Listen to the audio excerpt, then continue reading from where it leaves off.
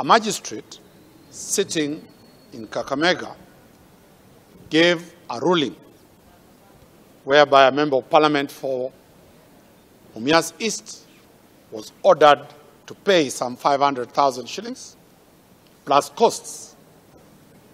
The magistrate received serious threats on her phone, text messages from that member of parliament.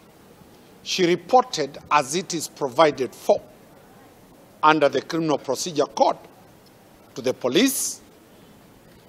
The police have not acted since that time to date.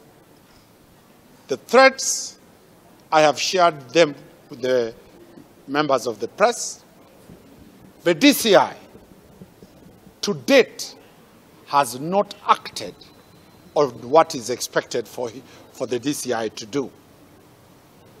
Due to that inaction, the JSC, the employer of the magistrate, a constitutional office called the Judicial Service Commission, has demanded protection of its members who are magistrates and judges, and the DCI to take action. To date, no action has been done. The Law Society of Kenya, where all magistrates and judges come from as members of the Law Society of Kenya, waded into this matter and demanded immediate action to be taken. To date, the DCI is on leave. It has not responded. It has not taken action. The Kenya Magistrate and Judges Association, through the President and Secretary General, issued a press statement demanding action known by law. To date, nothing has happened.